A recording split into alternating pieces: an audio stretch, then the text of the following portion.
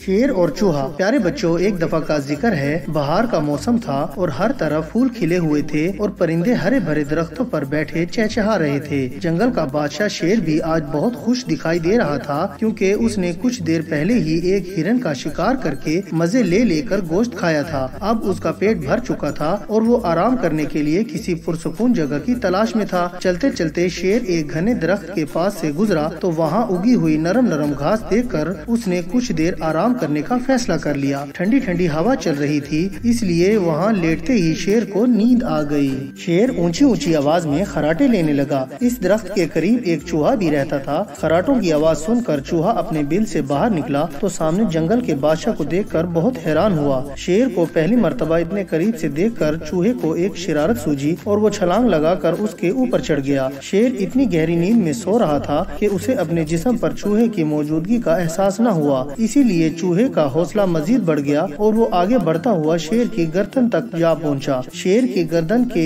बाल बहुत ही नरम और घने थे। चूहे को उसके बालों में घुसकर बहुत मजा आया, लेकिन जल्द ही उसकी उछल कूद से शेर की आंख खुल गई। शेर को नींद से बेदार होता देखकर चूहा बहुत खौफजदा हुआ। उसने वहाँ से भाग निकलने का इरादा किया, मगर जैसे ही वो शेर के बालों से निकलकर कमर पर पहुंचा, उसका पाँव फिसल गया और वो जमीन पर आ गिरा। शेर ने झपट कर चूहे को पकड़ लिया। चूहा शेर को गुस्से में देखकर खौफ से थर थर कांपने लगा और अपनी गलती की माफी मांगते हुए बोला, बादशाह सलामत, मैं तो ये सब आपको खुश करने के लिए कर रहा था। अगर मुझे मालूम होता कि आप सो रहे हैं तो मैं ये गुस्ताखी हरगिज न करता। चूहे की हालत देखकर शेर को उस पर तरस आ गया और उसने गरजदार आवाज में कहा, ठीक है, इस मर्तबा मैं तुम्हें छोड़ रहा हूँ, लेकिन आइंदा ऐसी गलती की तो मैं तुम्हें जान से मार दूंगा। शेर की गिरफ्त से आजाद होने के बाद चूहे की जान में जान आई और उसने जाने से कबल कहा, बादशाह सलामत, मैं इस मेहरबानी पर आपका शुक्रगुजार हूँ और आपके इस एहसान का बदला किसी रोज जरूर चुकाऊंगा। चूहे की बात सुनकर शेर को बहुत हंसी आई। उसने सोचा कि ये एक नन्हा सा जानवर मेरे एहसान का बदला कैसे दे सकता है। दिन गुजरते रहे और शेर उस वाक़ये को भूल चुका था। एक दिन वो शिकार की तलाश में घूम रहा था कि एक शिकारी के जाल में फंस गया। शेर ने जाल से निकलने के लिए बहुत जोर लगाया, मगर वो इसमें कामयाब न हो सका।